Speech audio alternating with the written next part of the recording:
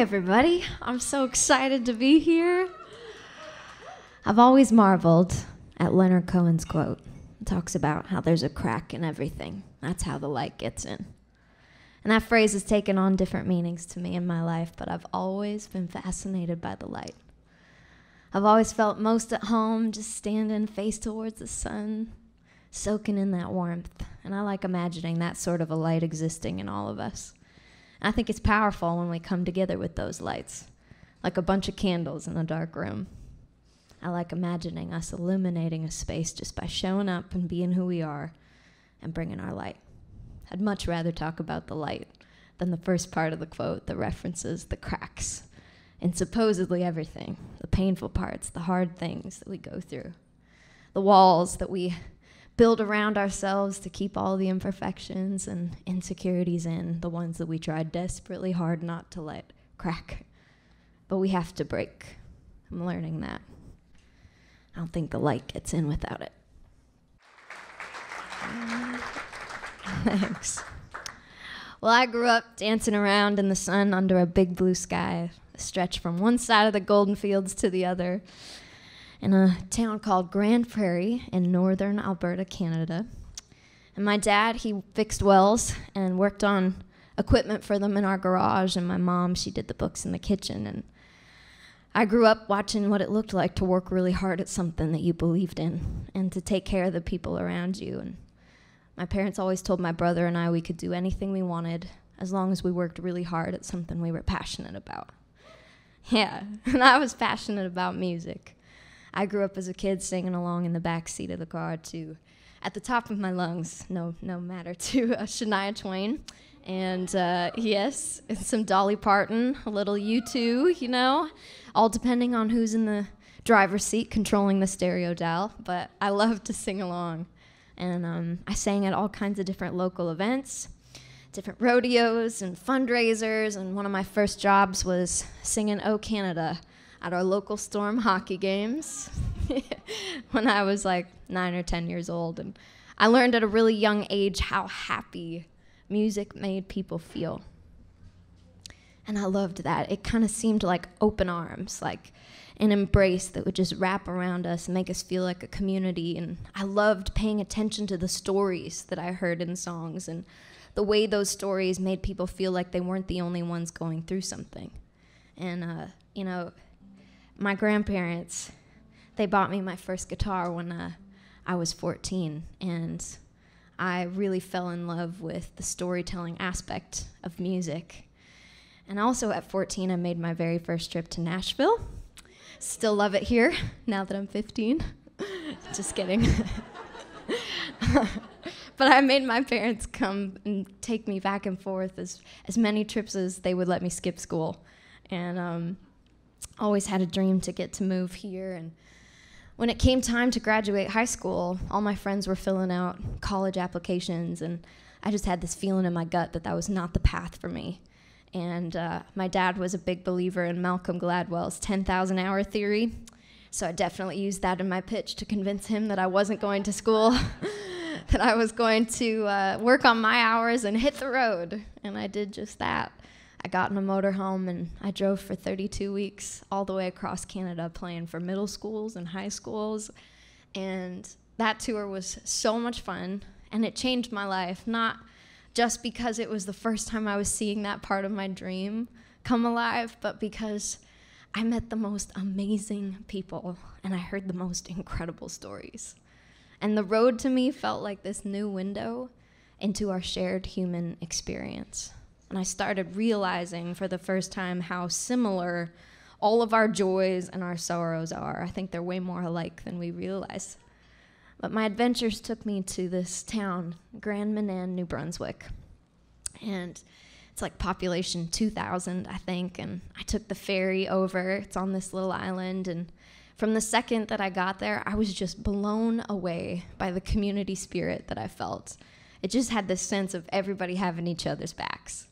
And I got to the school and I played for the gym full of students, and then I got to hang out with the leadership class for the day and just was blown away. And the parents brought the kids back that night for a show that we all did in the gym, and I was singing my songs, and I just felt so much emotion in the room. I was like, there's something going on here.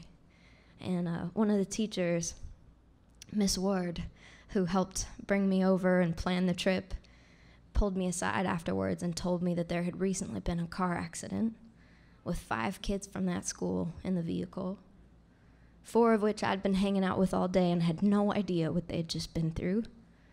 And one of them, she was the valedictorian, star basketball player, and she'd just graduated with a full-ride scholarship, and she was taken in this fluke wreck. And I sat there, and I wept with this teacher, even more so moved by this town and everything that they'd been through. And I stayed in close touch with that teacher, and we worked out a secret mission that I got to fly back the following spring for the high school graduation and surprise the kids. And so I'm sitting in the back row of the chairs, and the whole town is piled in. I'm talking like 20 kids graduating. That's the best kind of graduation you'll ever go to. And at one point, Danielle's parents get on stage, and they give their daughter's scholarship to Zoe, who was one of her best friends, a year younger, and who was also in the car the night of the accident. And there was not a dry eye in this gym. And I had this moment sitting there, and I glanced up at the wall on the gym, and I saw her jersey. And I thought about the questions that I have for God as I saw it hanging there. And I think it's okay to have those questions. I think there is healing in just the conversation itself. And that moment really stuck with me. And shortly after that trip, one of my best friends from home lost her little brother, Drayton, and put me in a place of spinning and more questions. And my way of processing how I feel about things is writing a song. So this is called Jersey on the Wall.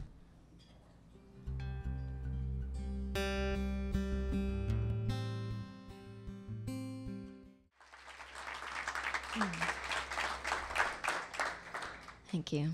I am learning the significance of the cracks in everything. I'm learning that the fractals and the mosaics and the most messy, painful parts of our lives are all a part of the sum of the moment that we get to be in right now. That we don't only get to have the highs.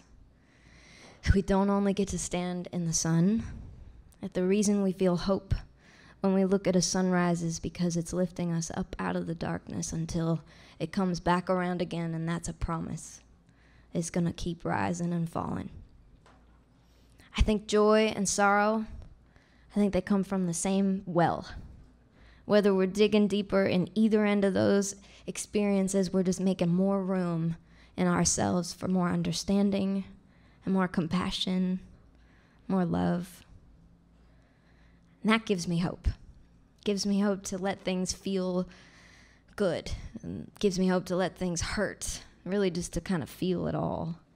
Because the thing that I learned about those people in Grand Manan is that even though they'd been through this horrifying tragedy, they were some of the most joyful people I've ever gotten to be around. In the middle of all that pain, they were figuring out ways to still be able to lift each other up. I'm so grateful that those families were okay with me sharing their story and releasing this song, and I was not prepared for what would happen when I started playing this song and the amount of people that would come up to me after a show. And this is the kind of courage that inspires me more than anything to talk about these hard things, but they would come up by the merch stand, and you can always tell by the way their eyes are tracing the floor, like they're looking for words to string together to tell me about somebody in their life that they've loved and lost too soon. The pictures of people's daughters and sons and brothers and sisters they'd send in of their jerseys through our road phone or through an Instagram message, and we ended up being able to take over 100 of those stories that people had sent in, and we put this video together last year. And I tell you all these stories to bring you to imagining this moment with me, because we line them up one beside the other along a fence in a football field, and I got to stand there and watch the sunrise come up over these jerseys. And I stood there and I just thought about all that grief and all that loss that every single one of those names represents, and how hard it is to be human sometimes. But I also thought, seeing them one beside the other, that we are never alone in the most painful and hardest moments of our lives.